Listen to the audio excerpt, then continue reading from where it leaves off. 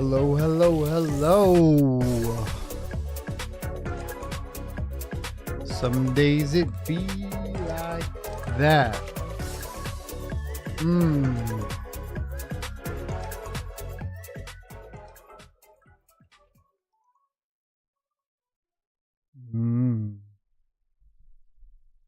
Let's do this.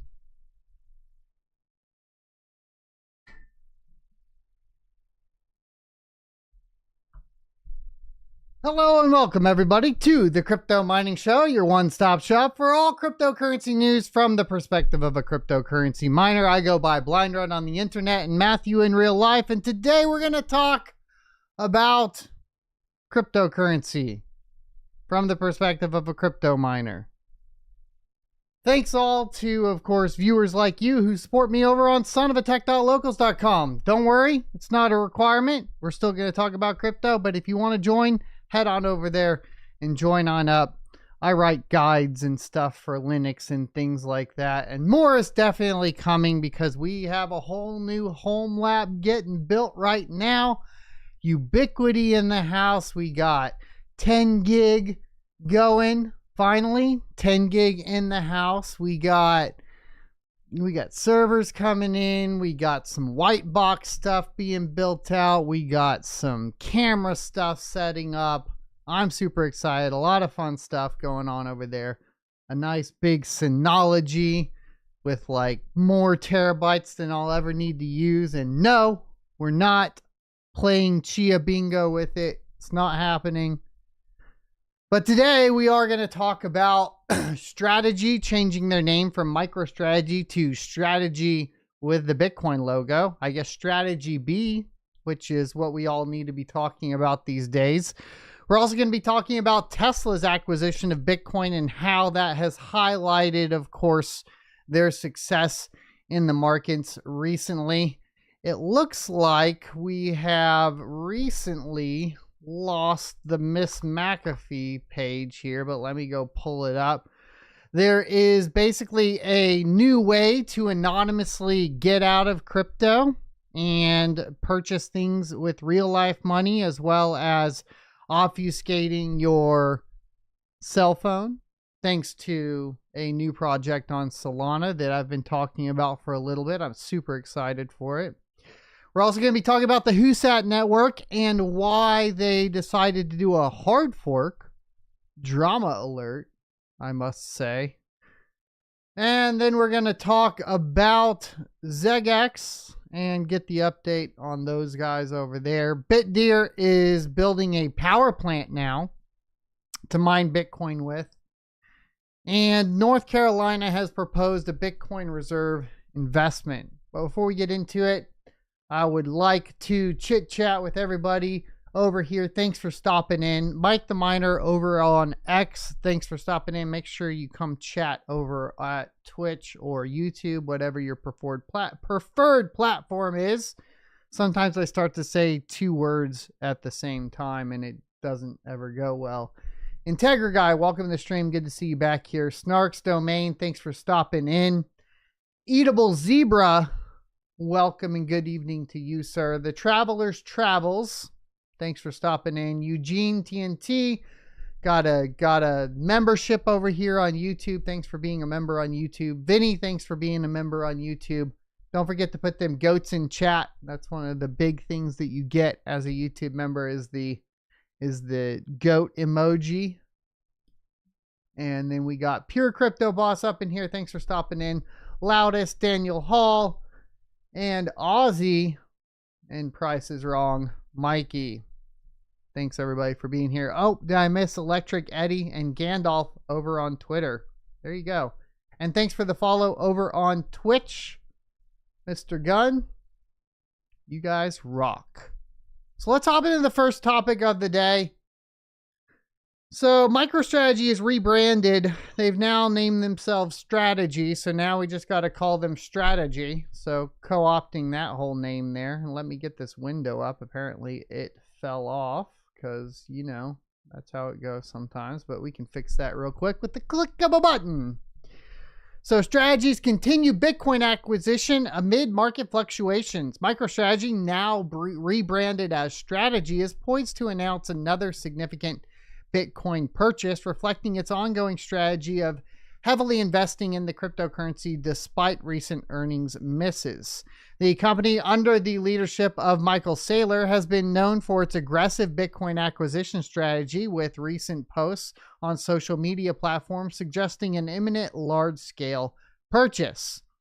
This move comes at a time when Bitcoin's market price has been fluctuating around significant thresholds indicating both high interest and potential volatility in the market.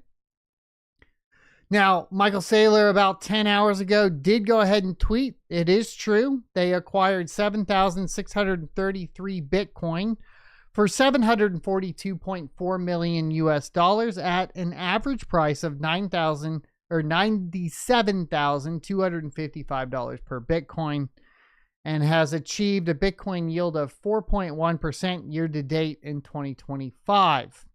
Strategy now holds 478,740 Bitcoin acquired for $31.1 billion at $65,000 per Bitcoin on average. And if we take a look at it, that did inspire the market to go up a tad. We were down a little bit. If you take a look at Bitcoin over the past 24 hours here, we were as low as 94. If we look at the past 7 days, it's been a rough ride, right? I think we even got down to like 93 at one point. So what's the strategy here, right? A lot of people talk about, I guess, purchasing Bitcoin. Other people talk about mining Bitcoin. And other people talk about buying MicroStrategy stock. And I guess there's those three options. Now, you guys already know what I'm going to say. Mine it, don't buy it. And why would you mine it, not buy it? Because you have an underlying asset that you can leverage. That underlying asset might not be as important as Bitcoin that you can leverage now. And why is that? Well, Lightning regulation. So previously, one of the big strategies in my mining farm has been to actually hold GPUs because they have a less likelihood of going down as they're not tied to a single cryptocurrency or the cryptocurrency market in general. This means you can leverage that for things like loans, etc., for operating expenses and so on, which I have done in the past during the last bull run, and help increase, of course, your mining profitability, while at the same time not being directly tied to cryptocurrency with your assets, which can get you in some hot water. I'd like to tell you guys a little story, of course, about my journey within cryptocurrency, and this is important, and you'll see why when we talk about the shifting landscape. But when I first started in crypto, I had two LLCs, right? Well, I didn't have an LLC at all. So first, let's start at the very beginning, right? Sole proprietorship, YouTube channel, discover crypto, start talking about crypto, and I have a business bank account. So eventually, I open up two LLCs, one as a YouTube LLC and one as a crypto LLC. Now, the crypto LLC is basically unable and debanked to participate within normal society. Well, this makes it extremely difficult to do things like lease a building to mine in, open a bank account, and get loans for a business. All these sorts of things make it very, very difficult.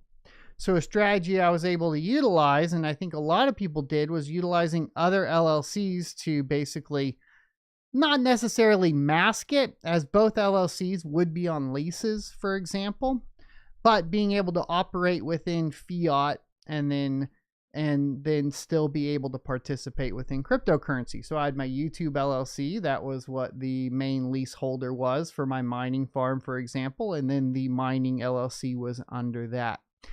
And then everything that needed to happen was basically mining LLC pays out, well, the YouTube LLC.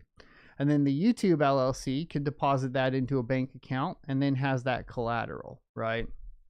And then you can do things like rent those GPUs out to your YouTube channel and stuff like that. There's a lot of like different ways. And the reason you kind of had to do all this is because it was just impossible to work within the regular ecosystem with all of the cryptocurrency stuff, which meant this idea of essentially buying Bitcoin as the asset and leveraging that Bitcoin was not necessarily something that was very popularized until last bull run. And when it started to get popularized, a lot of the DeFi that was supporting it, right, wasn't under like large financial institutions, and a lot of them collapsed, right? We could talk about anything from BlockFi to, I guess, all of those, right? And it created a lot of issues, and then it got even worse, right? 2022, we got like a bunch more regulation. Things got really, really difficult. But maybe things are changing, right? Because we see more lightening of regulation surrounding cryptocurrency, more positive sentiment surrounding like institutions with cryptocurrency. And so you might be able to start leveraging your Bitcoin a little bit more with traditional institutions to help build your mining business. And this means that you can maybe strike a little bit more of a balance with your hardware to Bitcoin ratio. And it's something I'm considering myself, right?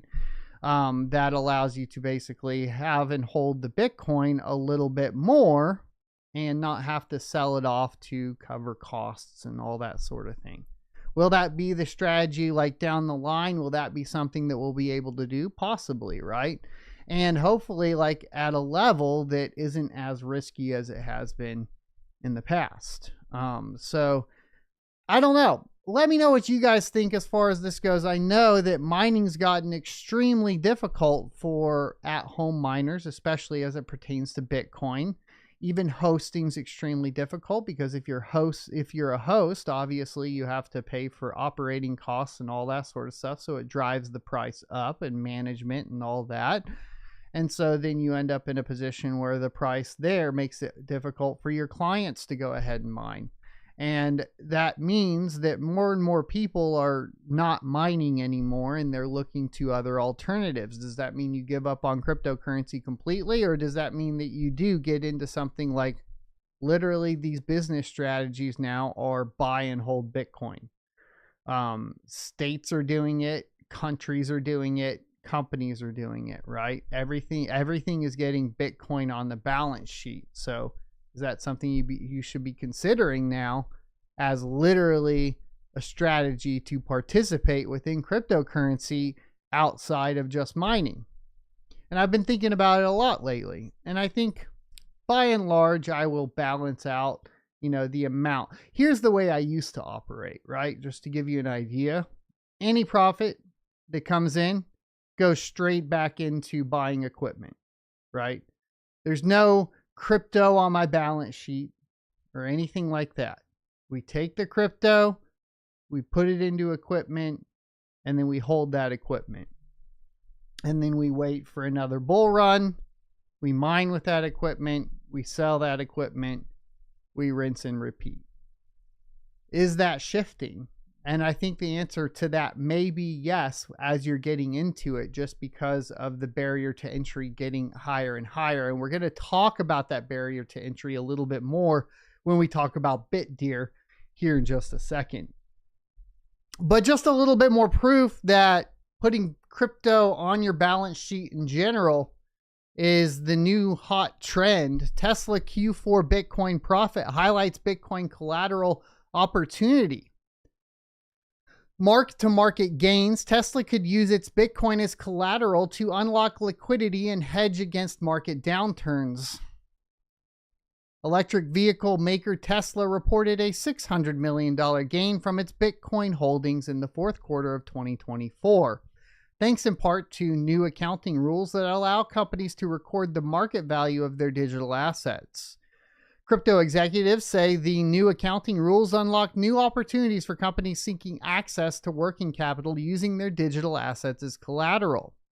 Tesla's foray into digital assets began in January of 2021 when it acquired $1.5 billion worth of Bitcoin, sparking both praise and criticism from the investment community. Although the company has since sold off more than 70% of its Bitcoin portfolio, it still holds 11,509 Bitcoin at a current value of $1.1 billion US, according to Arkham Intelligence. Tesla CEO Elon Musk initially claimed that he sold Bitcoin to demonstrate the asset's liquidity and bolster the company's balance sheet during periods of uncertainty. However, in doing so, Tesla missed out on billions of dollars in capital gains. With Bitcoin trading north of 97,000 US dollars, the company's initial purchase of 39,474 Bitcoin would be valued at roughly $3.8 billion today, so nearly a 3x from where it is right now.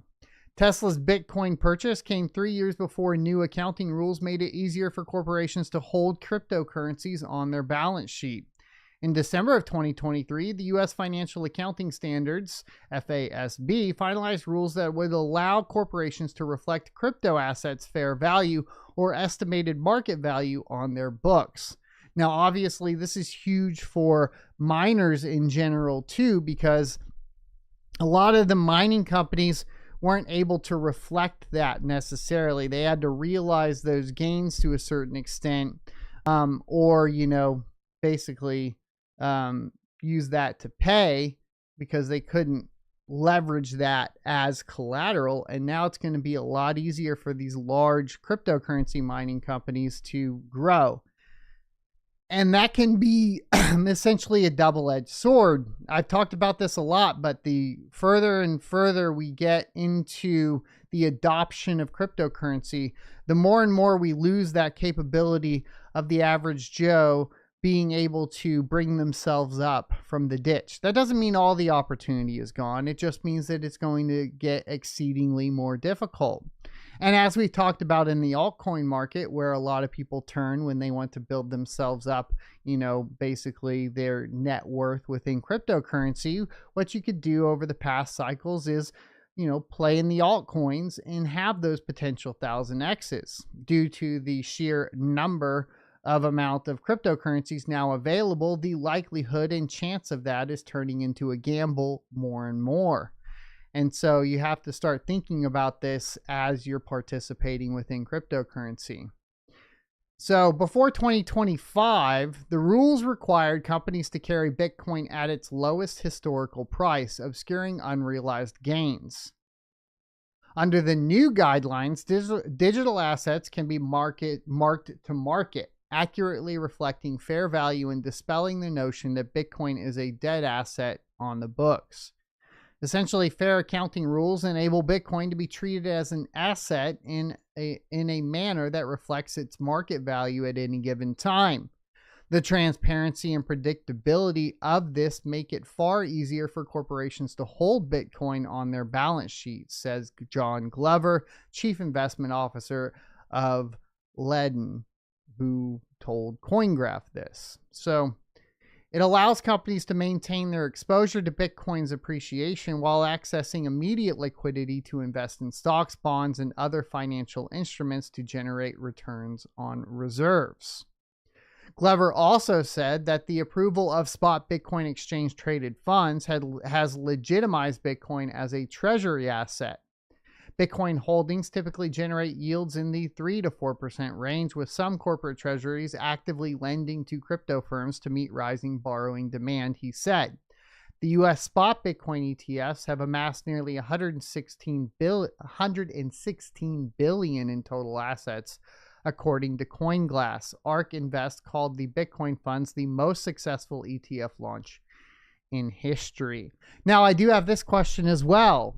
Do you guys have in your 401k a Bitcoin ETF option?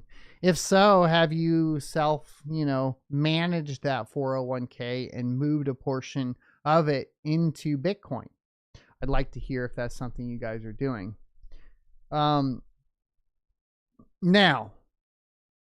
that's pretty much where we're at. We're at a point now with the new rules that we are going to see probably things like being able to be banked as a crypto company, something that is legitimate.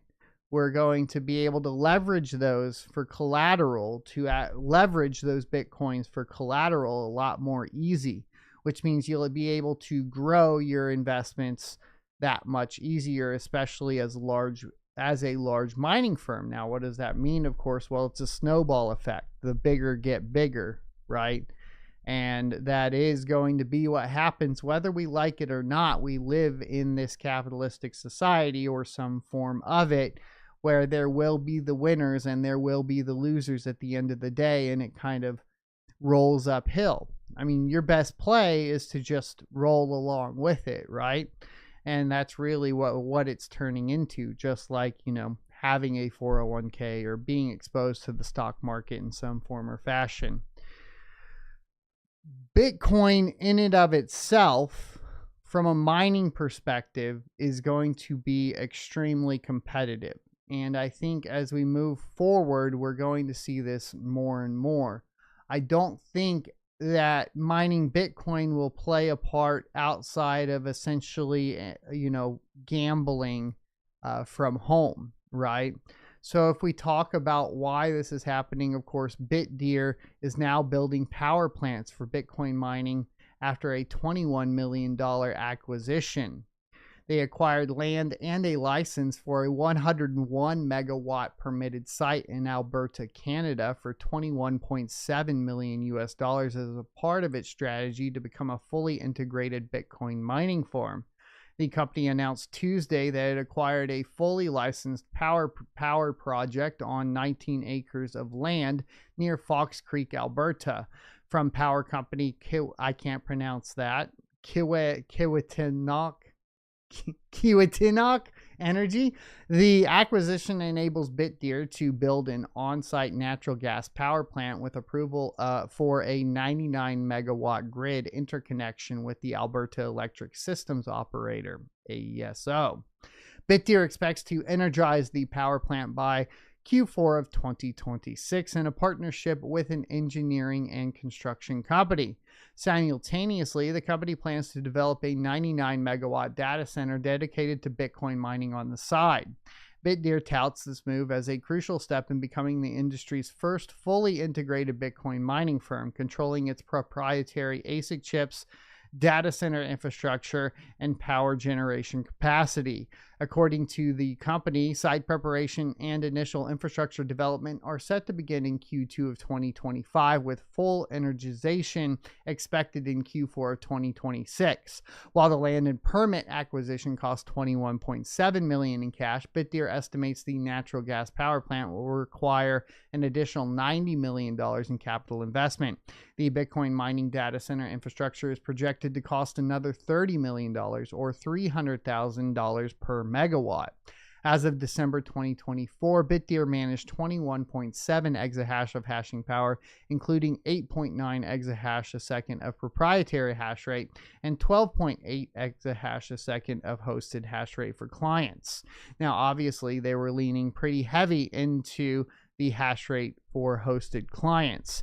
One of the big questions that we've had over the past few years is, you know, what's going to happen with these hosting strategies? A lot of the hosting companies may let their, you know, hosting contracts expire as they have access to more hash power themselves and more power themselves. And this is something that we have seen from the likes of, I believe it was it Foundry or Maro, one of those. I'm not going to quote which one because off the top of my head I can't remember, but they were letting, you know, hosting contracts expire.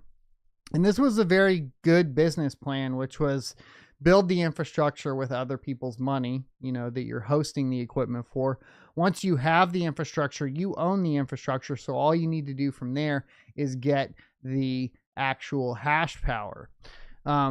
But like I said, these kind of moves are signaling basically the pushing out of individuals from being able to mine. I've always said at the end of the day, Bitcoin miners will be power companies. Well, power generators really, which is at the very first in line of our infrastructure for power.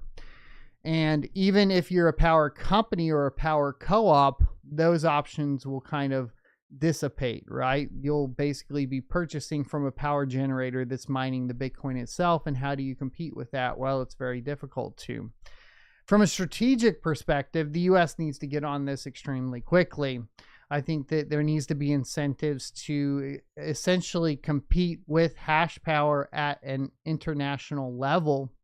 And if the US doesn't do that, we could catch ourselves being left behind in the race to mine the last Bitcoin at the end of the day, which could be worth quite a bit of economic prowess, right? And I think that's something that I'm really interested in seeing how this plays out. Basically, hash wars at an international level. I think state-wise, it should be looked at too, incentivizing power generators to participate within Bitcoin mining. And of course, on the power company and co-op side, incentivizing them to do similar things to what we have incentivized them to do in the past with renewable energy, right? Something that can stabilize the grid by requiring more power that can be turned off and curtailed and all that sort of thing to provide more power back to the grid in the case of essentially a natural disaster or some sort of thing like that, right? The Texas winter storm from 2021 is a great example, and some of the success that Texas saw with curtailing power in the later winters in 22, 23, and even 24. This year, we really only had in Texas maybe 2 days of cold. Some curtailment maybe helps, but not that much. Natural gas obviously is a massive strategy for a lot of people now. The generators are getting much better. They can burn much dirtier gas, and that's a big part of essentially the move forward. And I think obviously with the US being the largest natural gas producer in the entire world, Texas being like pretty much a majority of that, there's a lot of untapped potential within that in and of itself. Now, there was a huge discussion surrounding the validity of a token I talked about a long time ago over on, not that long ago, a couple weeks ago, over on Hawk Crypto Mining. Obviously, I guested on a show. Go watch that one if you're interested. I had talked about a project on Solana called Ainti. And Ainti is a token on the Solana blockchain that was started by Janice McAfee, who was the bride to John McAfee, who passed away. And they were working on a project to essentially bring John back to life via AI. That Twitter account got banned, which threw some huge FUD at it. A lot of people thought that nothing was going to come of it, but lo and behold, they have been building. And so now the antivirus gift card and eSIM portal is live. And you can basically choose from a bunch of brands and retailers as well as eSims and pay in Ainti. Eventually, what's coming to the service will also be a mixer. The mixer will be extremely exciting because not only will you have the option to obfuscate yourself with an eSIM in any of these locations on an unlocked phone, but you'll also be able to essentially use a mixer to obfuscate that you purchased it in the first place. And it's right up the alley of like a John McAfee thing. I think this is cool. It's right on point. You can also buy prepaid Visa cards. You can buy Kinguin cards in case you need to buy some Windows licensing, if anyone is still using Windows at the end of the day. And there's Walmart, Airbnb, in case you need to stay somewhere. Be careful with those because you will dox yourself. So some of these things you will dox yourself with. Delta Airlines, lots of cool stuff. Anyways, I think this is a really neat service. Being on the Solana blockchain is pretty cool too. Having another mixer option on there will be awesome in and of itself. I don't even know the price of it right now, to be honest with you. I'd have to go like Google it. I guess it's 14 cents right now. Yeah, so it did peak up to like, I think 20 cents or something insane like that. And then here's the thing about this though, it's a service. I expect the token to be used. So anytime they launch a service like this, people are literally liquidating their ante for a US dollar at the end of the day. And so that will drive the price down just naturally. I guess it's at 10 cents. Yeah, it's at 10 cents right now. So it's kind of a weird thing where I don't think you buy this for the price to go up. I think you buy it for the services that you want to utilize. That's my thought process around it in general. The fees on the mixer, of course, could change that. Especially with any burning mechanism that comes along with that. that could drive price up. So just keep that in mind. I suppose that could be something that happens, but I'm super excited to see this. I like privacy options. I like privacy options on, you know, even if it is a centralized exchange, having privacy options, or a centralized coin, I should say, like Solana, having privacy options on a really large centralized proof of stake coin is pretty cool, especially considering how ubiquitous like the Phantom wallet is just in general, and Solana being the largest token on there.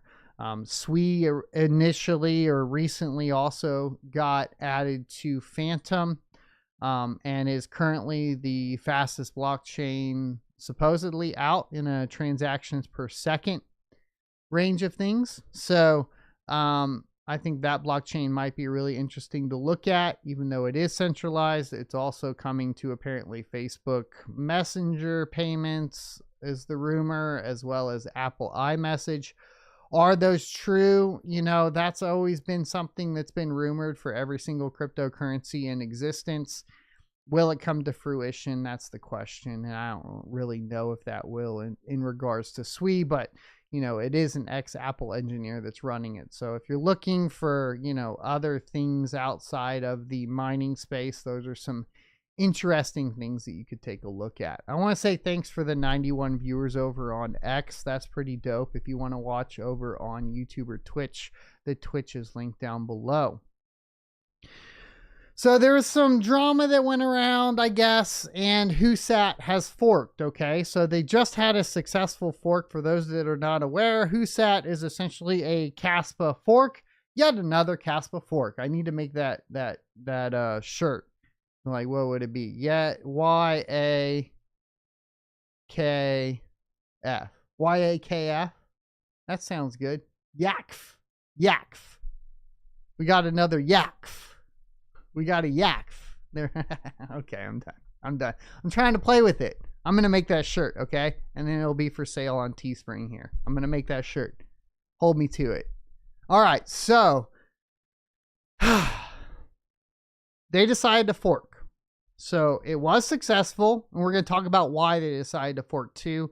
I'm still working through the research on this, so bear with me because I'm not so sure what they're saying is accurate. I know that what they're talking about is a possibility, but I think the accusations that were being thrown around aren't necessarily the other party's intentional fault, if that makes sense. So they're excited to announce that Hoosat hard fork has been successfully implemented, bringing us one step closer to our mission of ensuring the highest security for our users. The hard fork included the integration of our patent-pending securing proof-of-work integrity solution, making HTN the most secure proof-of-work cryptocurrency on the market today. This innovative upgrade dramatically enhances HTN's resistance against brute forcing of nonces. And this is really the key point. This is what they were trying to stop because they discovered something, and I'm sure we'll talk about that here in a second. Ensuring that our blockchain remains impenetrable to attackers. Moreover, it provides unprecedented protection against Grover's algorithm, a potential threat posed by quantum computing. Of course, this has been talked about in the proof of work space for a long time, or in the crypto space in general. Basically being undermined, cryptography being undermined by quantum computing. With this upgrade, HTN has taken a giant leap forward in securing its network and offering peace of mind to our community. HTN now stands as the gold standard in proof-of-work security. I'm not saying that. They're saying that, just to make that extremely clear. So here's the features. Enhanced defense against brute force attacks, protection against Grover's algorithm, and a cutting-edge patent-pending securing proof-of-work integrity solution. So they thank everybody and all that sort of stuff. But really, where did this start? This started way back with a mining pool called Mining for People. Hoosat alleged that Mining for People seemed to be allowing not-spamming to steal shares and possibly even doing it themselves to make profit out of real miners, or take profit from real miners. These 4 machines are barely finding any blocks while finding shares basically every 5 seconds. Now, if you talk to anybody that's run a pool for any extended period of time, this has been something that pool ops have been combating since the existence of crypto mining pools. Essentially, it goes like this. What you have, let me see if I can explain this at the very lowest level. What you essentially have when you're mining is you have a block, okay? And only one miner can find that block. But if you're mining on a pool, 100 miners will get paid out for that block. And that the weight to which you get paid out, the amount that you get paid out, is a percentage of that block based on how much hash power, in theory, you are providing to the network during that given time. There's many different pool payout methods as well that calculate this differently. I have made detailed videos on this in the past. If you want to go watch them, I highly recommend it so you understand that concept of basically mining pools and payout methods and how they function, because you can leverage those to make your mining farm more profitable depending on essentially the size of your farm in relation to the network and the rest of the pool. So in this scenario, what can happen is you can spam the nonces to essentially submit a bunch of shares that aren't actually doing the real work, sort of, right?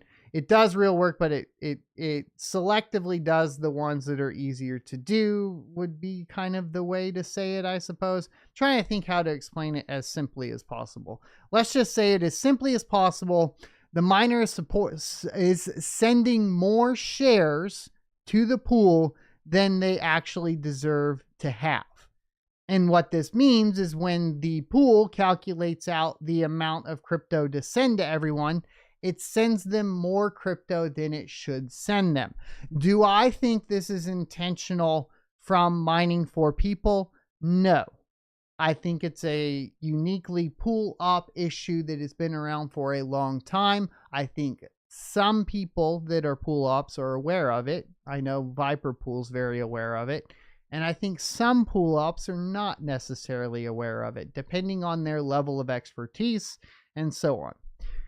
It doesn't mean that you should just say, well, I'm going to mine to the pool anyways, because you're losing or potentially losing profitability when you do so.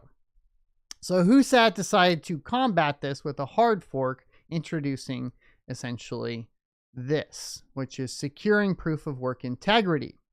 So the way this works technically is the solution forces brute force bad actors to do the brute force validation calculations itself and increases the brute force search space from 32 bits to 288 bits. It says we are making the workload required for brute forcing extremely high, and now we can make this higher by increasing proof of work algorithm output.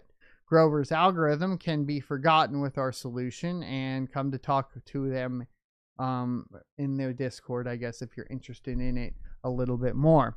The idea of brute forcing, for those that are not aware, is like in the cybersecurity space, a brute force attack would be basically trying a bunch of passwords as many times as possible, right? And so essentially submitting as many shares as possible, as frequently as possible, and just guessing at them instead of submitting the actual work. Hopefully that explains it in an easy to consume manner. So this is kind of everything that's been going on with Hoosat. I think this is a really interesting thing to do on the actual blockchain level. There have been a lot of mining pool ops that have already solved this on the pool level, Viper.net being one of them to my understanding. So it's not necessarily something that you have to be concerned about with every project on every pool, right? It's kind of like a Caspa fork problem on mining for people right now is all, right? So just keep that in mind. If you're interested, we can talk about it in more detail Maybe I can have them on and have a conversation with them to get all the technical details correct, anything I may have gotten wrong, and figure out a better way to explain it on its lowest common denominator. So there you go. All right, now let's go ahead and talk about the Xeggex situation. Xeggex has been down for over a week now, or I guess, yeah, about a week now, and there hasn't been a lot of information surrounding it. We did get more details specifically from another Discord through them on the Xeggex Discord on exactly what happened. So here's what Xeggex is saying happened, okay? They're saying that Carl's account, the CEO, got hacked. Someone pulled the plug on the database to disconnect access and everything went down. Funds are reported safe and don't appear to have been moved. The database was corrupted by the rapid shutdown and or the hacker, which is kind of like, I'm a little confused on that one. And it says that the backups don't have the most recent data between last backup and shutdown, roughly 1 to 4 hours, when the crypto market was tanking hard, obviously. Now, this brings into a question a bunch of stuff. As you guys know, I'm a systems engineer. I work with backups. It's pretty common to, lose some data, right? So you have essentially your retention time and then your retention policy. So essentially you have two things that you're worried about. You have to worry about how long before you are back up and running, and how much data did you lose. And so a typical amount of how much data did you lose would be at a max for a database system like 15 minutes. They're claiming, of course, here that it was down for 1 to 4 hours. So they're way outside of what a traditional IT team would be expected to provide. Okay. So that's a little bit worrisome. And then a typical recovery time, in the case of a large database, depending on the type of storage, I could see it taking a day, maybe longer, depending on what they're doing. Typically with any financial data, there is usually a requirement or a standard that you would be up within like 4 hours. They're way outside of the 4-hour range. This is pretty standard. The Wild West of cryptocurrency has very terrible IT departments from what I've seen in the past. So I believe that all of this could be true. But it does call into the question their ability to actually run an exchange, right?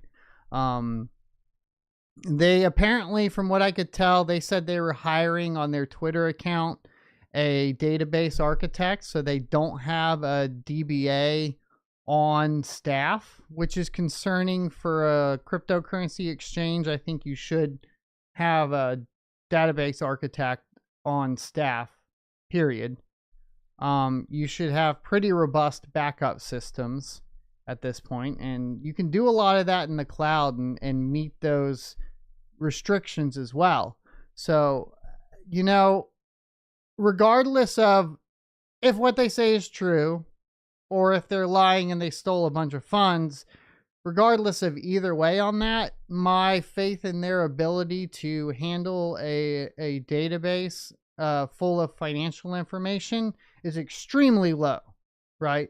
This is stuff, to be frank, this is stuff that IT departments get completely restructured and people get fired for, right?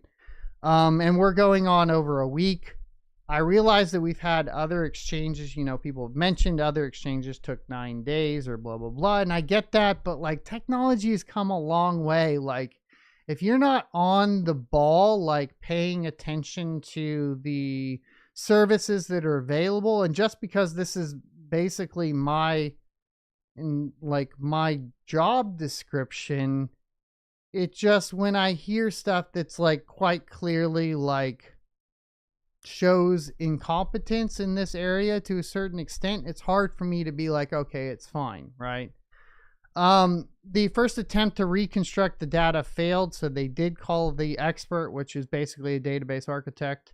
And they recovered some, but not all necessary data from the op logs. They are attempting to recover data from deleted files and could take 40 plus hours. So don't expect anything new until at least 17 hours ago. I don't know if they're still running on like spinning disks, which is crazy, or what's going on there. But does say to do your own research and all that sort of stuff. That's a hard thing to do when you're talking about, you know, people that are purchasing cryptocurrencies aren't going to do their research on, you know, data center infrastructure or cloud infrastructure and what is actually possible and not possible. That's why I give you guys a little bit of like what I know standards should be. Now, have I worked in places where those standards are not achievable? Yes, I have. And yes, it does take a team and a while to get organizations into those positions to meet those requirements. But if you're messing with people's livelihoods, it should have been done from the very get-go, in my humble opinion, right? This isn't something that should be like, oops, we just didn't know what we were doing, and like we just stood up a database and like we were just running it and it seemed to be working, and like oops, we didn't know that we needed to run backups and meet these like, come on, dude. Anyways, they also released another announcement themselves. They said, today we are restoring what we recovered to a new database server. We have all user balance records and deposit address information. However, about 20% of the email addresses are missing from the user's database. So we'll be setting up an account recovery method for you to regain access. In the meantime, we suggest collecting some deposit addresses you've used on your account, just in case yours is one of the ones missing an email address. Once the website is back online, we will post another update. I assume this recovery process will look something like this. Let's say you're one of the 20% of users that doesn't have an email address tied to your account. You will provide them with the deposit address that you were utilizing for however many accounts you've been depositing with, right? So you'll take that deposit address, you'll submit that to them, they'll see where the transactions were coming from, and then you'll have to do some sort of blockchain signature to verify that your account is attached to it. Unfortunately, what that does mean is Xeggex will then go from non-KYC to KYC pretty dang quickly. If I had to take a bet. Now, like I said, you can sign that and prove that you own it, hopefully without like any KYC, but there probably will be some threat of KYC at this point with Xeggex. So keep that in mind. Now, North Carolina has proposed a Bitcoin reserve investment. This was supposed to be way over here, so we'll cover it really briefly because I don't want to harp on it too much. But on February 10th, 2025, North Carolina introduced House Bill 92, aiming to establish a strategic Bitcoin reserve. Spearheaded by House Speaker Destin Hall, the legislation would allow the state's treasurer to invest up to 10% of the state funds into digital assets with a market cap over $750 billion US dollars, specifically targeting Bitcoin-related investments. This move reflects a growing trend among US states to explore cryptocurrency investments, highlighting both potential economic innovation and the risks associated with the market volatility.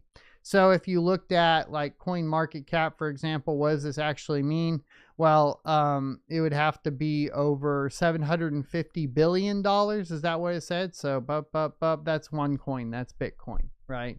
We don't have anything technically above that other than Bitcoin at this point. So really it's just Bitcoin. If you wanted to like, you say, well, are they going to invest in anything else right now? No, it doesn't look like it, just because of the rule of the market cap being over 750 billion.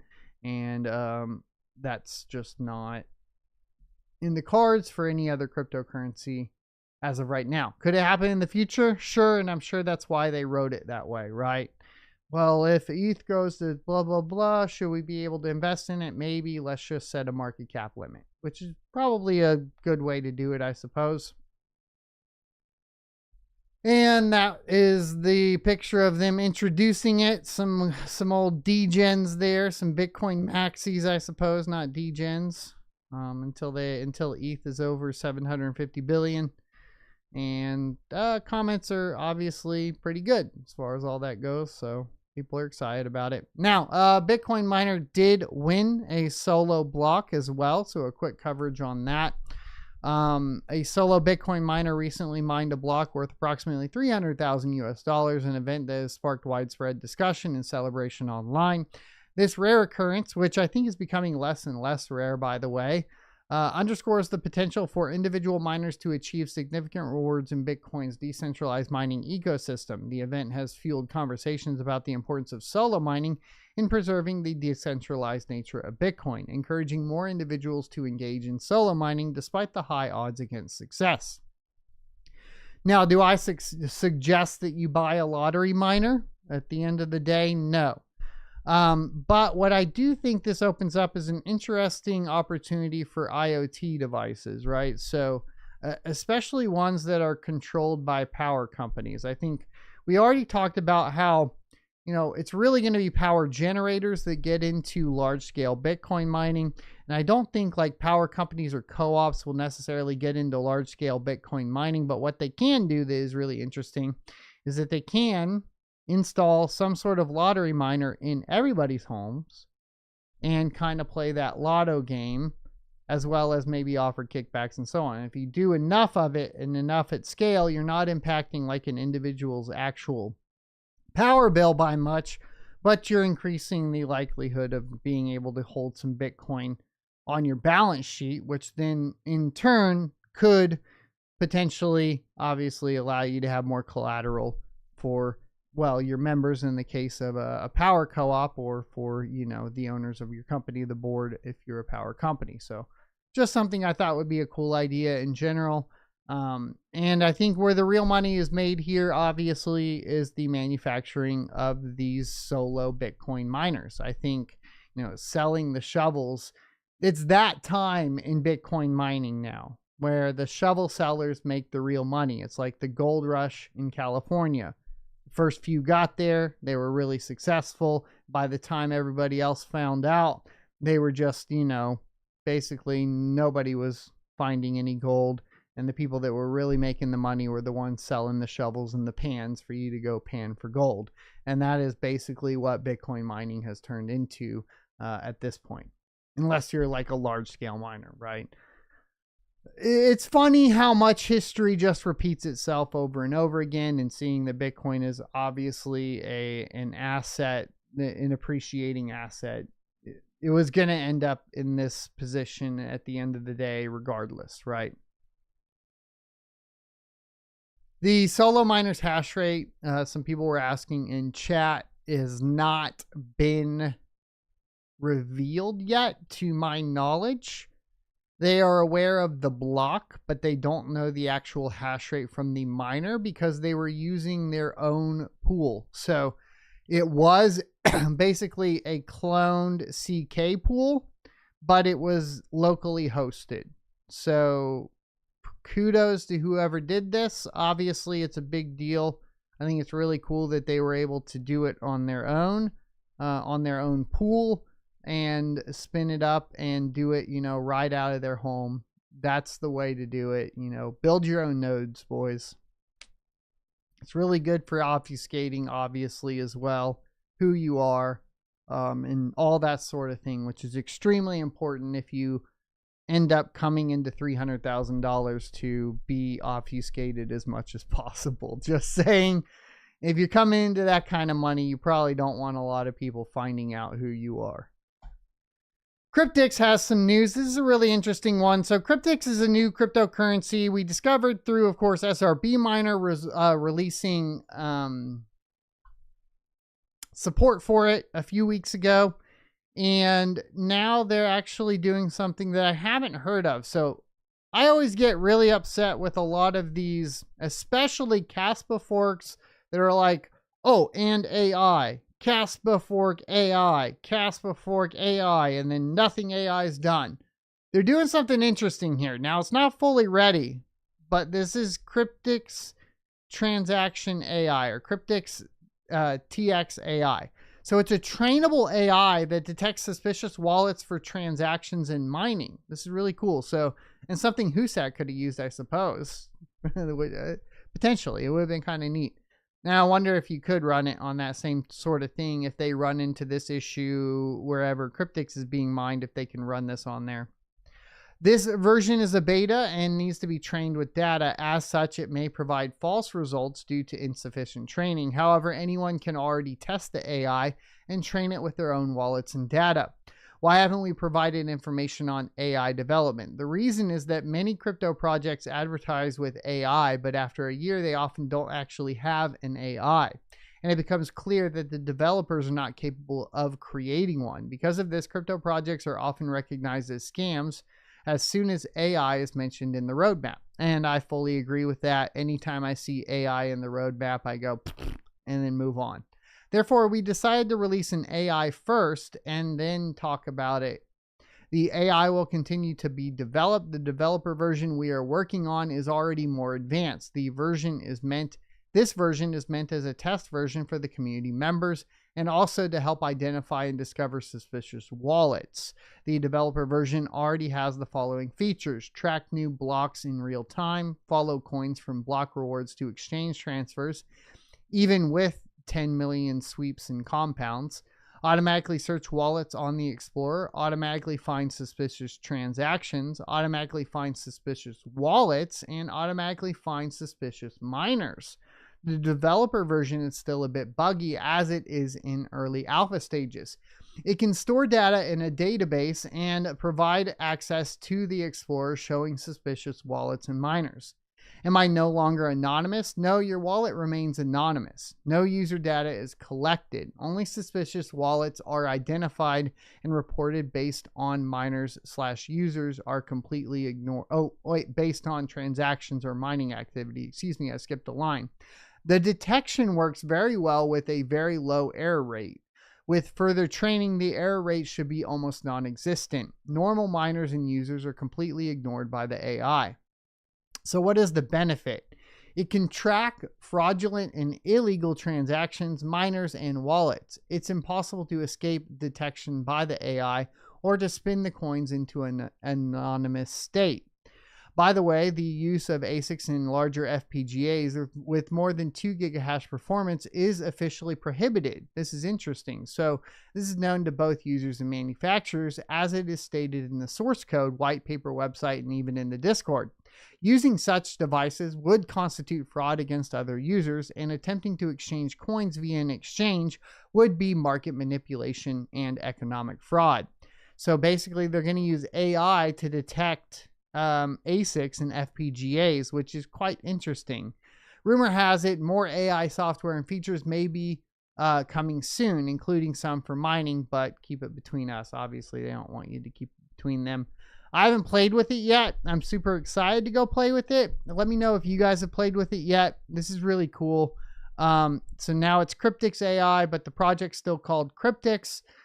It is going to be targeting ASICs and FPGAs to keep them off the network. That's a very interesting way of essentially ASIC resistance. I've never seen anything like this. Will it work? I don't know. But I hope it does, because that would make this really, really innovative and really, really neat. And I fully support them not even talking about AI until they actually had something to show us. If you want a demonstration of this, of course, stay tuned to the channel, and I'll be doing a demonstration on it later on once I learn more about it. Now, let's get into hardware news, the exciting part. We got a ton of stuff coming out, but if you guys were curious, the 5070 Ti launches on February 20th. It appears that the launch date was confirmed by the MSI website through the French portion or French retailer portion of the MSI website. So it posted a landing page for the 5070 Ti featuring a large countdown to February 20th. The website confirms that the 5070 Ti is coming, accompanied by an image showing several graphics cards entering the atmosphere. The intention behind the marketing image is unclear, but as you guys can see, this is what was posted. Now, It was eventually taken down, but they're pretty certain at this point that the 5070 Ti is going to be arriving on February 20th. Now, for those of you not in the know, I've been testing the 5080, and the RTX 5080 has the exact same memory configuration as the RTX 5070 Ti. Why is this exciting? Well, the RTX 5080 is already the most efficient GPU currently available for things like Ergo and Zealous and so on. Now, it's pretty close to the CMP 170, but you are getting a GPU that is essentially resaleable on the gaming market. What makes the 5070 Ti more enticing is it should theoretically, because it's memory intensive algorithms and has the exact same memory configuration as the 5080, should be just as fast in mining memory intensive algorithms like Ergo, like Zealous, but with the added benefit of lower power consumption due to the fact that it will have less CUDA cores. Now, I can also verify that the 5080 is more efficient right now than the RTX 5090. So the 5070 Ti coming out with even less CUDA cores is a very enticing option. Now, February 27th is the rumor for the RTX 5070. But I'm not so excited about that model in particular, because the memory bus gets cut down to 192-bit. Will it still be good? Probably. I would assume so. But the 5070 Ti is probably going to be the sweet spot. And seeing that the CMP 170s are hitting $600 to $700 a pop, there might be a 5070 Ti option for around the same price that performs better and has higher resaleability. Keep your eyes open for the 5070 Ti if you're interested in building new mining rigs over the next year. Now, the AMD side of things is also releasing something very interesting. This caught my eye. They introduced an RX 7650 GRE, and this has 8 gigabytes of VRAM on it and a lower total board power to 170 watts. So the 7600, as opposed to the 7650, had 190 watt TDP. I have one back here that we're going to be testing here pretty soon, but it maintains, of course, the 288 gigabytes a second. What will be really interesting is this is already really a banger on Ravencoin, right? But with the lowered power consumption, it's going to be up in the air as to whether it's more efficient on Ravencoin or not. The kind of sweet spot for Ravencoin has been like the 6800 XT and the 7800 XT, at least in my experience. So bumping down, the 7600 XT and the 6600 XTs kind of come in second to the 6800 XT in efficiency on the Kapow algorithms. What will be really interesting about this one is that we are having cut down memory. It's probably going to do really, really well on those memory intensive only algorithms. But with NVIDIA coming out with GDDR7, the only purpose for this card, at least in my humble opinion, is going to be Kapow algorithms, and that's kind of it. But this could be a very promising release for the Kapow algorithms. However, it is only available in China, and due to tariffs, this may be extremely hard to get your hands on in bulk, as opposed to it was a lot easier previously with things like Alibaba and AliExpress. But this is going to be up in the air as far as I'm concerned. Another GRE model though. And then finally, MSI and Asus hiked the GeForce RTX 50 series prices in official stores. Now they're up to $3,409 for an RTX 5090 coming directly from the third party board manufacturers. Third party. There we go. So MSI removes the RTX 50 cards and Asus goes to an absurd $3,409 price tag for the flagship GPU. Now, that flagship, of course, is going to be water cooled. So I guess take that into consideration. That should drive the price up, I suppose, but it's still pretty ridiculous, right? They also are no longer offering any cards at MSRP. The company has decided to increase the prices of the 5080 and 5090 cards across the board. So even the 5080 is going up in price, is obviously going to basically make it extremely hard to want to mine with it. The cheapest model, the 5080 Ventus without overclock, is going to now retail for or $1,139, which is $140 more than it was at launch. The cheapest 5090 GPU is listed at $2,379, which is a whopping $380 higher than MSRP last week. Looking at the SKUs, MSI is now offering the 5080 cards at $140 to $500 higher. And on the 5090 side, it can go as high as $790 above what NVIDIA announced the GPUs at. You can go look all these up, of course. Congrats if you did get a 50 series GPU. It looks like you're just holding on to silicon gold right now. The 4090s are still extremely highly priced and coveted, especially seeing as they are in rasterization beating the 5090 in a lot of cases still. What an interesting time, especially considering that GPU mining is not that profitable right now. If GPU mining does become profitable, then here's the good news. All your old 3070s become very, very valuable again, because there's just not that many 50 and 40 series GPUs out there. That's just the gosh darn truth right now. And so maybe HODL Silicon isn't necessarily a failed move still. I don't know. I HODL Silicon. Do you still HODL Silicon? Let me know in the comment section in the live chat. Thanks everybody for watching today's episode. We are going to end the episode as always with a reaction. So let's get into it. Today's reaction is going to be of Bear Market Miner. I will link the video and have you guys go check it out here in just a second. Yeah, I blind liked it. I support creators. What can I say? So he is going to be talking about the most profitable crypto miner in 2025. Is it a CPU, a GPU, or an ASICs? I want to hear his perspective on it. I have my ideas. I'm sure you guys have your ideas as well. What is up, guys? Chris here, Bear Market Mining. Thanks again for stopping by. So today we're diving into one of the biggest questions for at-home miners in 2025. What is the best type of mining hardware for you and your situation? Should you go with GPUs, CPUs, or ASICs for the best return on investment? The crypto market and profitability is constantly changing, and choosing the right type of hardware could be the difference between making a passive income or wasting your time and money. So today I'm going to break down the pros and cons of all three to help you decide what is the best fit for you. Let's get into it. GPUs have historically been the go-to choice for home miners because of their flexibility, but how do they stack up now?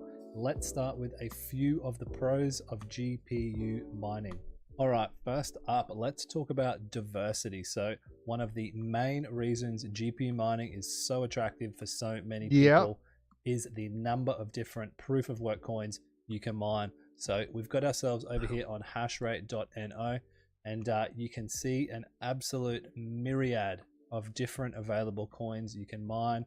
We could keep scrolling and scrolling and scrolling. Now, the profits aren't huge at the moment. The markets are down, but the beauty of diversity with GPU mining, if one coin goes down, another one is always there to take its place. So there's generally something you can mine that's profitable at any given.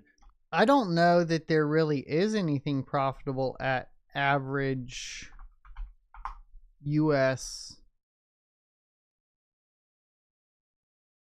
energy costs, right? This is taking forever to load. I don't think there is, though. At 15 cents a kilowatt hour, I don't think anything's profitable at all right now. It just doesn't stop. And at a pretty good electrical rate, there's still cents on the dollar to be made. Not much for now, but with this bull run impending, expect these numbers to get a lot better. I don't think they'll get that much better. Here's why. I know I'm going to be a downer. But like I've said, there's so many different crypto projects, and everybody that's getting into crypto right now is dumping their money onto the Solana blockchain and buying meme coins. Next up, let's talk about the resale value you've got with GPUs. So unlike ASICs, which we'll talk a little bit more about later, that often become outdated when newer models come in. We're looking here on eBay at the 3070, which we'll use for a bit of a comparison. He did use, so he sorted correctly, so very good job here when doing research. Completed listings is what you want to do, and sold listings. If you're just looking at what prices are listed, that's not going to be indicative of what the actual market value for the GPU is. We're looking at just the recently solds on the 3rd of February, which is when I'm recording this. And as you can see, we scroll down, they're just being sold constantly. So if you were to get into GPU mining and you were thinking about, okay, how could I de-risk and get out if I wanted to, you'd have no issues selling your hardware again. As you can see, the hard part with selling, it depends on the condition of your equipment, the amount of work you want to put into refurbing it, and how, if you know how good a condition you keep the boxes in. There's a lot of factors that play into that. And so it's true that you're going to be able to sell GPUs easier than any other type of mining equipment. Well, CPUs might be the easiest. I don't know. I might say CPUs are the easiest. Yeah, I think CPUs are the easiest to resell. The people are constantly snapping them up. Gamers, people using them for rendering, you know, desktop PCs, all that sort of stuff. So they have a really the best resale value right now is going to be any 90 series NVIDIA GPU, thanks to AI. Really great de-risking element to them, GPUs. Unsimilar to some of the other things we'll talk about later, like the ASICs GPUs. You're always going to be able to sell them, especially the 3000 series, the 3070s in particular. Not only are they great for crypto mining, they're also really solid gaming graphics cards. This is going to stop. I do want to talk about this. So 8GB GPUs are going to basically be completely phased out due to the fact that the amount of textures being loaded into the VRAM and lazy development that's been kind of trending lately means that to get good frame rates on, you know, high quality gaming or high quality textures is going to require more than 8GB of VRAM. I think you really only have like another like generation of 8GB of VRAM. I think it does get, basically, I think it gets ousted at some point. That's just my feeling on it. You know, like nobody wants the 4GB GPUs anymore. Like, and that was like a really common thing. And then people just held on to those 4GB way too long. And they're basically trash now. They just sit in a trash bin. Like nobody uses them for gaming either. You know, for your moderate sort of gamers. Now you're not going to be doing any 4K stuff with the 3070, but look at them right here. They're selling like hotcakes and for a decent price as well. $270. So pretty cheap. 325, 250. If you're looking around, you'll be able to score these all day long. That blower fan down there for 250 looks pretty good though for mining. Not gonna lie, I like that blower style. Sort of 250 to 300 bucks, and they're not hard to find. So eBay is going to be your best friend when you're looking at reselling, if you wanted to resell them. But I think it's always good to have a sort of de-risking strategy if you're thinking about getting into crypto mining in 2025, and GPUs definitely offer that. I've bought many, over 100 graphics cards for GPU mining over the years, and I've sold a bunch of them recently for exactly what I paid for them years and years ago after they'd already paid themselves off. So for that regard, a really good pro to GPU mining. So GPUs, in my opinion, are a great entry point when it comes to crypto mining, but they do offer some challenges. So let's talk about a few of those now. So probably the biggest issue with GPU mining right now is got to be profitability. So as we can see here, back on hashrate.no, yes, we have a ton of different coins to mine, but the profitability is slim to none. So we've entered in a $250 GPU. One GPU, you're going to be making 12 cents profit right now. Retrospectively, that might be a higher number, but in the art of de-risking, that's always something to consider. I mean, look, there are always going to be coins that are going to pump but how do you know you're mining the right one? So profitability, you know, is a big issue right now. And I mean, like, the only way to know you're mining the right one is if it's not listed anywhere yet. I mean, that's what I look at when I'm picking a coin. I'm like, is it listed? Okay, I'm not mining it. I know. That's like, it's unintuitive. It's like, okay, well, that's going to be obviously the most risky, because what if it never gets launched or blah, blah, blah. But what I found is, like, that's the least risk, is mining things that aren't listed yet, because you have that potential of basically being first to market, which gives you that initial price pump to sell off on an exchange. Because anytime a new coin hits any exchange, even if it's something like Xeggex or whatever, non-KYC, the price initially pumps up off of people that are speculative purchasing it, right? Let's say you wanted to build yourself an 8-card rig, like many of us over the years, at $250 a GPU, not including the mining motherboard, fans, frames, things like that. You'd be looking at about $1,800 to make $1 a day right now. So that's a pretty long payback period, 1,800 days. So if you're willing to wait that long, GPU mining could work for you, but let's not kid ourselves here. You're not making a ton of money right now GPU mining. So profitability, probably one of, if not the biggest factors when talking about cons with GPU mining.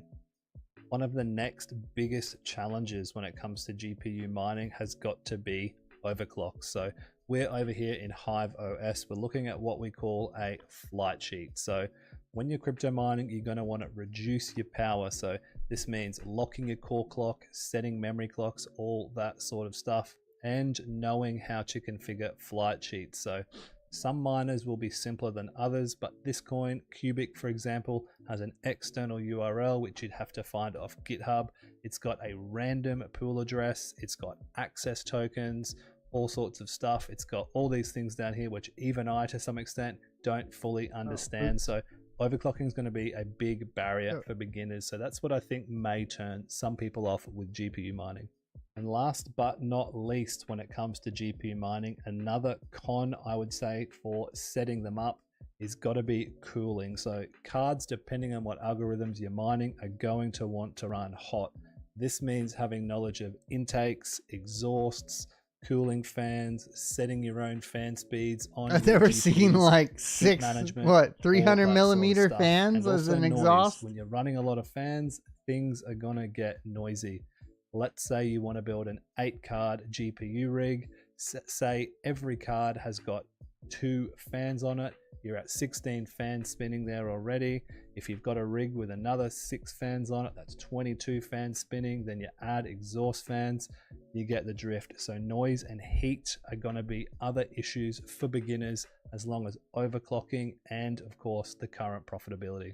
Next up, let's talk about CPU mining. Now, CPU mining is almost seen as the little brother of GPU mining, especially in 2025, although it is getting a lot more notoriety over the last few years. So let's start and look at a few of the really good reasons why CPU mining may be a good option for you. First up, let's talk about initial setup costs. So once again, over here on eBay, we're looking at a Ryzen 3900X. Now this is a very... I am curious on this comparison. Do you guys think CPUs or GPUs hold their value better? Common budget. GPUs, right? But profitable CPU that many miners have been using for a number of years now. So at about 135 bucks, you know, 140 bucks, 120 bucks, you're going to be getting yourself into CPU mining very, very cheaply. Now, of course, you will need to add a motherboard and a fan to that. Estimate another $100. You're at about the same price for one. Let me move that real quick. My phone was interfering with the cord. 3070. And now let's look how that cost per dollar compares. GPU so does $250 on a 3070, we were making about 12 cents.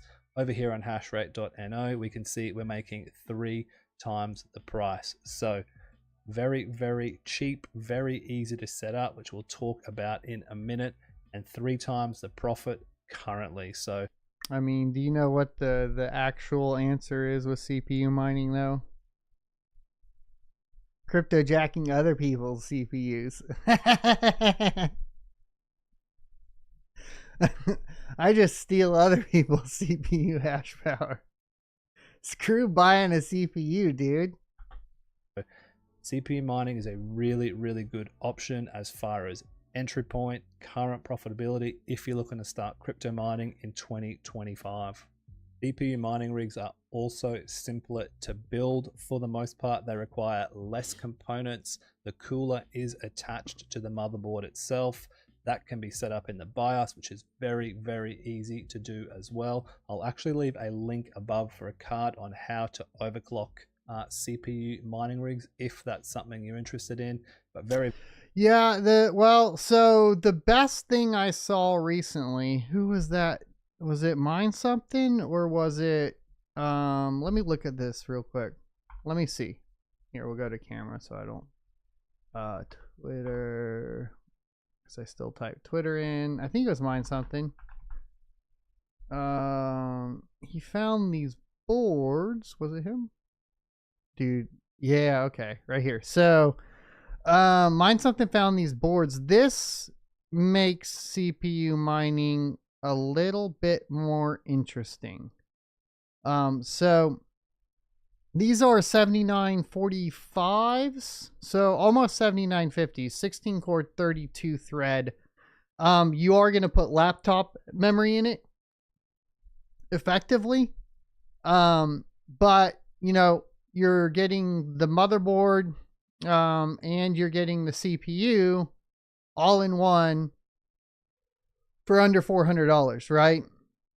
And that is, you know, if you're going to go buy like a 39, this would be a way better deal, I think, than buying like a single 3900X and then getting like a B5 or 450 motherboard or whatever, right? Hey, there's Mine Something. There's the shout out. Make sure you guys go sub to his channel. But this is, he had mentioned this, so I definitely think that's something you might want to take into account. Anyways, so other than that, let's continue on with the video. very, very simple to set up, low maintenance, a lot less to consider. Also, looking at the flight sheets for CPU mining. So I know, so the 3900X doesn't have onboard either, but you can bypass needing graphics to boot up CPU only. So that should be in the BIOS settings. Mine Something can probably, oh, Mine Something says it does have onboard graphics though, so that's not even a worry. Rigs. As you can see, a lot less going on. So here we have a very standard hash algorithm. There's no real overclocks you need to do in Hive OS. And yeah, let me link you guys Mine Something so he gets the Amazon affiliate credit, because I don't want to steal the affiliate credit from him. There you go. For setting threads, but that doesn't need to be done necessarily either. All of the miners will set their own thread counts manually for you to keep your CPU safe. As I said, it may just be a few BIOS settings that need to be tweaked, which is much, much easier and much more consistent than overclocking GPU mining rigs. So while CPU mining seems great on paper, low entry point, less overclocks, there are a few other issues, some cons to contend with. So let's talk about that now. Probably the biggest con when it comes to CPU mining has got to be diversity. So on the left here, we've got that 3070 we looked before. And as you can see, we can scroll to the end of days to find coins that are profitable. It just keeps on going. There's hundreds here and probably even more if you were to look elsewhere. Conversely, on our right, our 3900X, our CPU mining rig, as you can see over here on hashrate.no, there are only about 10 or 15 different coins to mine. Yeah, but what we're missing out here is almost every single spec mine starts on CPU. So there's that. meaning that if profitability goes down on one, you have far fewer options to consider when it comes to mining something else. Now, of course, there are some coins that we like to spec mine, is the term, which basically means mining a coin early that really has, no future outlook or potential, or it could 100x. So that's a risky play. But as far as diversity, not a ton happening with CPU mining when comparing it to GPU mining. Last but certainly not least, let's talk about the mini ASIC or home ASIC miner. First up, let's talk about one of, if not the biggest pro when it comes to ASIC mining, is efficiency. So we're using right here the iPolo V2. Nah, there's no benefit to ASIC mining. Throw them all in the trash. It's an ETH hash miner. We're using this for an example. I'm going to compare it. I really don't like. I feel like ET hash miners are not a good idea at all. I can't really think of an ET hash coin that I would want to hold or be having to liquidate very often. Like, I'd like to say Ethereum Classic's going to make a big comeback and they're going to take over the world and they're going to have a bunch of, but they have all the same problems ETH had, and those didn't go away. And there's just cheaper, faster options now. 2 out 30, 70. So let's remember these numbers. So if we look right here, we can see one, it's profitable. It's making $1.34 a day, which is reasonable.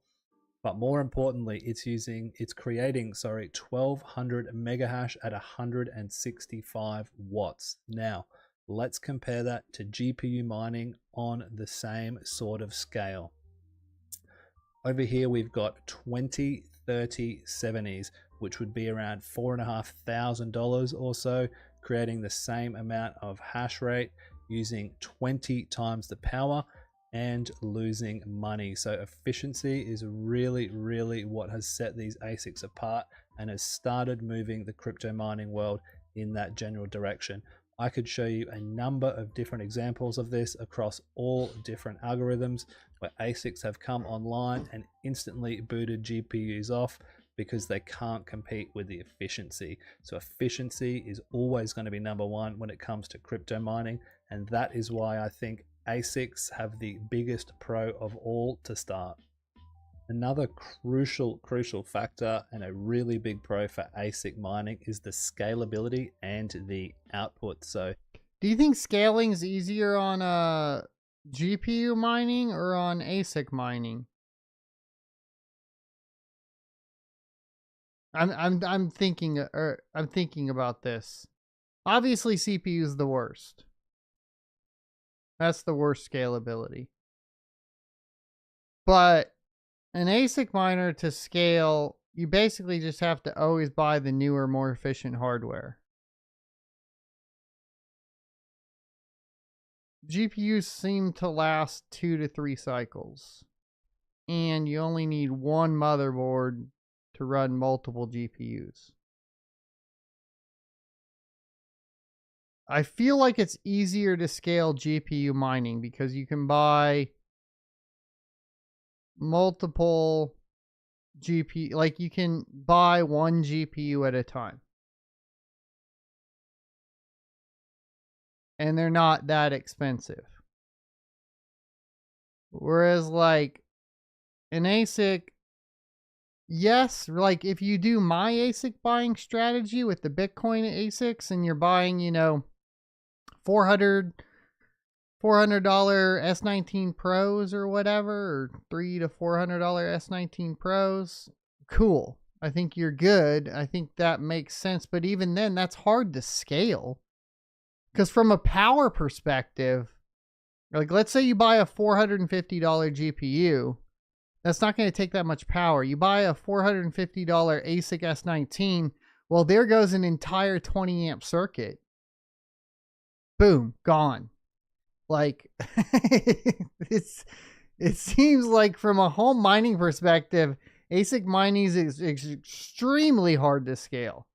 Plus, whenever you need to upgrade your power, you basically got to go get a damn permit from the city, and you got to get a certified electrician. And if you do it yourself, okay, cool, but like you're going to decrease the resaleability of your home. You're going to like, there's a lot of issues that go into that. This is one of the big boy ETH hash miners, the Jasminer X44P. Is putting out 23,400 mega hash at 2550 watts. 365. That's a whole circuit. 3070s. So if we were to talk about density, it's not even comparable, right? To fit 365 3070s at your house is going to be almost. But like, so here's the fundamental problem I have with this argument that he has is he's comparing efficiency of ET hash that has ASICs on it to GPUs, and that like there are more efficient GPU algorithms now. The efficiency should be put, the weight of the efficiency should be put on the developers of the algorithm, not on the equipment later. Does that make sense? So like you take like Fish Hash, for example, right? Where they worked they worked on essentially utilization, memory utilization on the GPU, and efficiency. And then that was specifically for GPUs. Impossible. You'd need them all in server cases. You'd need a dedicated shed outside. It's just not feasible. And let's talk about the profit as well. 400 amps cost you $20,000 Aussie? Jeez, I haven't done one in a while. I swear I only paid like $5 for 800 amps. You know, $27.91. It's using 2,500. But I haven't looked in a while. Watts. That was back in 21. 365 3070s, and I think you know how this is going to go. 41,000 watts. So the efficiency, obviously, way. See, I just like, I'm sorry, this argument doesn't hold. I think this is a flawed. This is a flawed argument or comparison. I think the rest of the video has been amazing. Way better. But I don't think this is helpful. So scalability, efficiency, and of course, coming up next, the ease of use is what's going to make the ASIC a much better option in a lot of cases than GPU and CPU mining. The setup for ASIC miners is also so much more simpler. These general box miners often, in most cases, come with power supplies. 3 to 5K installed. for you, Scott. They've simply got a power outlet. Most are compatible for 120 or 240 volts. They've got their own overclocks already set, so you don't need to mess around with them. They've got their own mining software set, so a really The problem is that you're beholden to the ASIC manufacturer or the firmware developer to give you any boost in efficiencies, right? It's getting better on the Bitcoin side, right? Where you have a lot of variability in control board options, firmware, and power supply options to increase efficiency, right? Like you have that capability, but on like you know, a random ET hash ASIC, you know, you're pretty beholden to them, and if the profitability or the benefit there isn't in it for them to develop that, they're just not going to develop it. It's like even the Bitcoin miners, right? Like I bought a couple S19Is. And the S19Is, since they didn't sell a lot of them and they don't need to get rid of a lot of old stock, they never came out with a low power mode for the S19I. Like, they are really efficient for what they are. But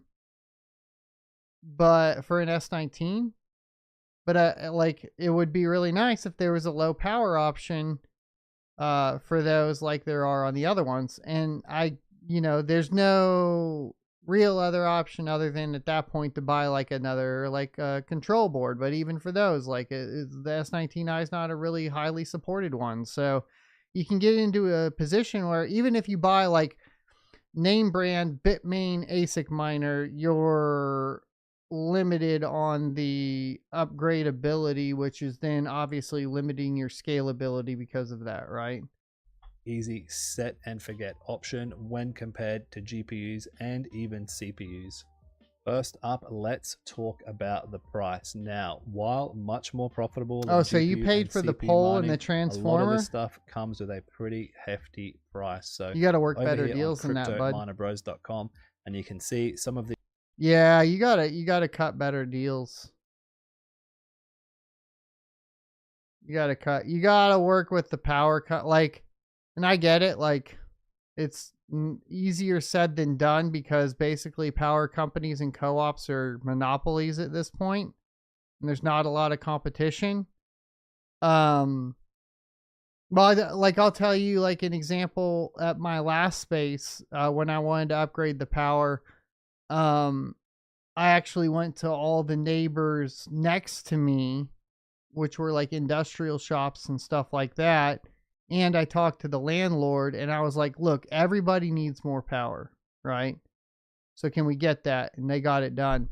Now, the big problem, of course, is like I wanted to stay there, but the power cost just went through the roof.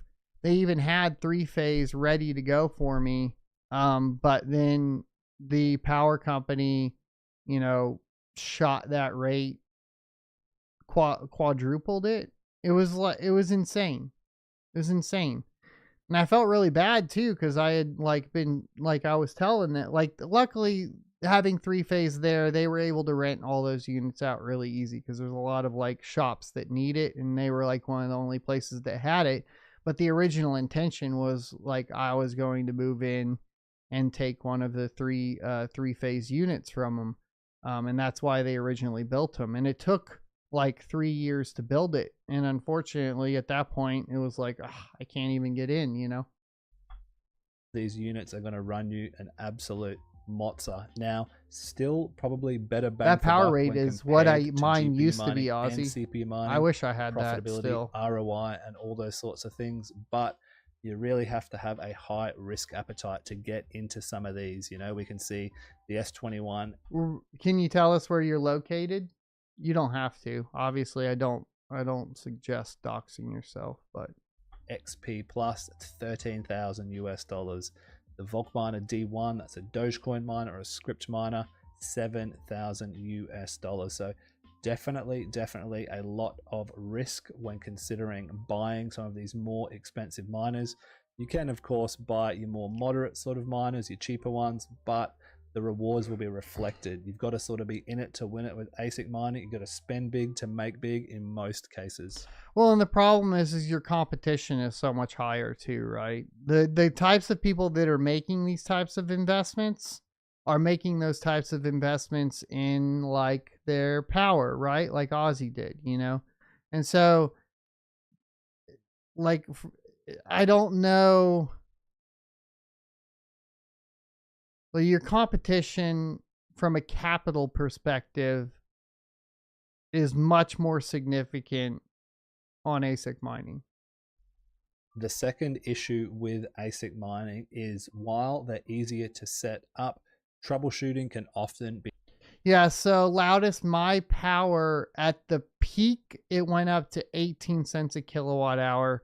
When I signed my lease, and I talked about a lot of this before, because basically I learned a lot of tough lessons, like your purchase power agreements don't really mean shit because they can just tack on fees, right? What they did to me was tack on recovery fees, which I still had the same electric rate, but my fees were so high, and the fees were based on power usage. So it was basically, dude, like, sometimes I really dislike people when they do shit like that to you. But yeah, I was at 4.5 cents a kilowatt hour in the winter and 5.5 cents in the summer. And then it went up to like 18 cents with fees and everything in the summer, and then 16 cents in the winter. Eventually it did come back down to about 9 to 10 cents a kilowatt hour. But like just for once my lease was up, I was like, I clearly can't trust these people. So I'm not going to sign another 5-year lease. They were saying, you know, I think the power cost did end up coming back down to like 8 cents a kilowatt hour. I could have survived it, you know, that sort of thing. The 3-phase would have brought me a lot more efficiency. But that anxiety of price fluctuation, just, I was like, I'm done. Be non-existent. You may have something like a hash board that just dies, and there's often no options to fix this at home, meaning you've got to send it away for repair, which can be expensive and can take you offline for months. The last and probably most crucial con to remember when thinking about purchasing an ASIC miner are the diminishing returns. So because these have such a high hash rate and output, when a lot of them get bought, a lot of hash rate comes online, the profitability can drop pretty rapidly. So I'll use myself and as an example. I've got a few of these KS5Ms. Now I bought them here back in June, about the start of June or so. They're making $61. You know, 7 months later, they're barely breaking even. It would be okay if this was a siloed example and it was just Caspa that did this, but this is like literally every layer 1 ASIC mineable coin that launched here recently, right? Alephium, Radiant, like just go down the list, right? I mean, we can even go back further. Like this is a pattern. Kadena, it's like I said before, you know, this is like California post gold, or like, you know, post discovery of gold, and like the only people making money here are the shovel salesmen. Like if you're going to buy ASICs, this is my humble opinion, if you're going to buy ASICs, buy Bitcoin ASICs and nothing else. That's it. And now, of course, that has a lot to do with the market manipulation, the current price, but this is... You could sell me on a script ASIC, okay? Yes, there's caveats. But that's because of the amount of script coins and that crazy Litecoin intern that took over the Twitter account. Been seen on pretty much every ASIC that has been released since about mid-2024. The diminishing returns are something to consider. The days of being the first to buy the miner guarantees your ROI it's gone. Those days are no longer, so definitely something to remember when considering buying an ASIC miner. So what is the winner? GPU mining offers great diversity, but the profits aren't really there at the moment. CPU mining is a lower entry point and has slightly better current profitability, but less diversity than GPU mining. And ASIC mining, while it has a much higher efficiency and hash rate, going to yield you more coins along with the profitability, there is the risk of diminishing returns and also the risk of, you know, never ROIing, which is the case for all three. So this isn't just ASIC specific. Me personally, my plan for 2025, I've already got a ton of GPUs and CPUs, and I'm slowly growing my ASIC portfolio. So for me personally, the winner would have to be ASIC mining. I think that's the way the market is trending. Everyone's getting into disagree. It's set and forget. It's better profitability, but you have to have much more of a risk appetite. So for me, ASIC mining. Let me know, guys, what are you going with? What's your go-to option for crypto mining in 2025? Let me know. Did he even cover? Because here's the other thing that he didn't cover. Because he covered, you know, eBay prices on CPU and GPU. He didn't cover, like, so the downside that's missed. One, by the way, awesome, great video, bear market miner. On the road to being a good mining YouTuber.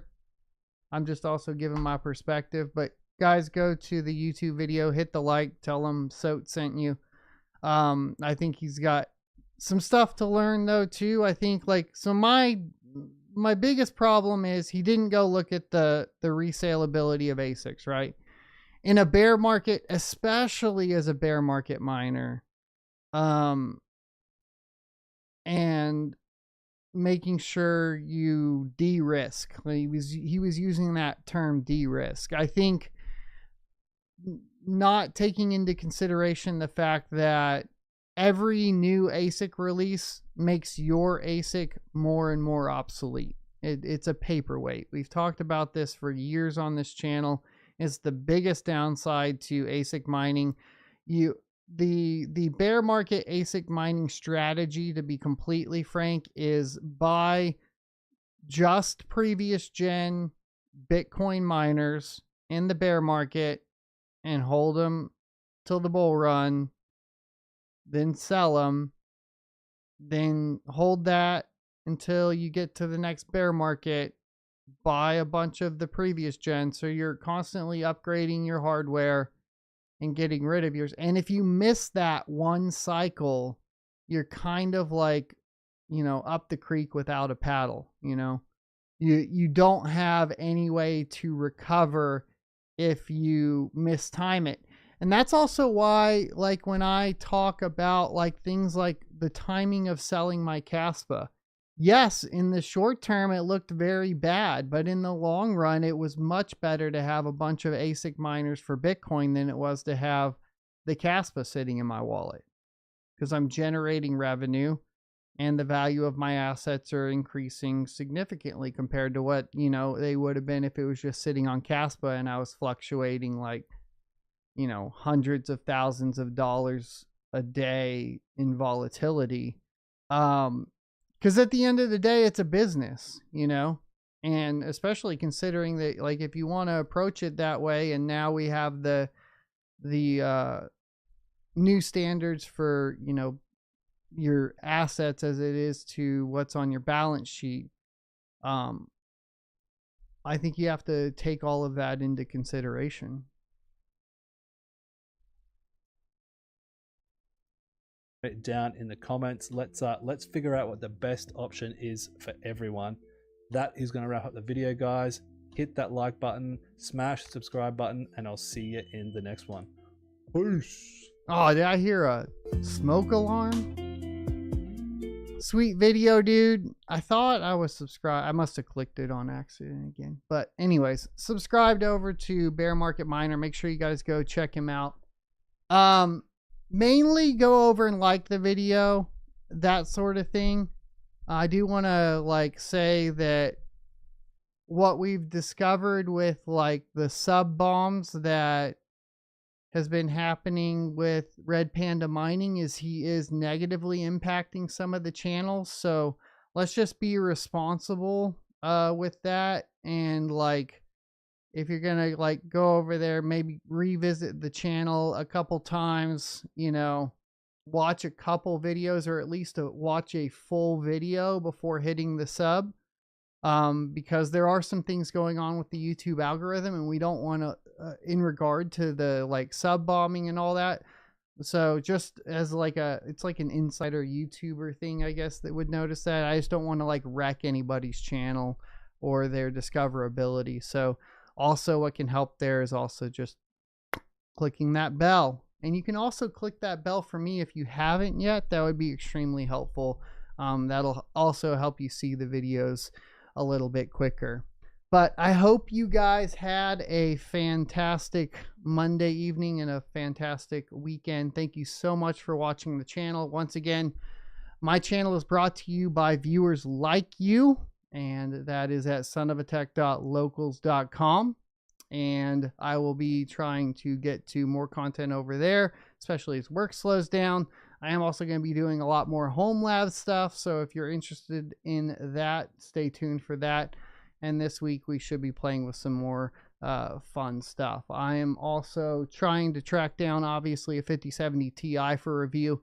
And on the board over here, if we go to the test bench, I do currently have the, which one did I plug in? I have so many GPUs I don't even know. I plugged in the 4070 Super, and it is mining Cryptix right now, as you guys can see.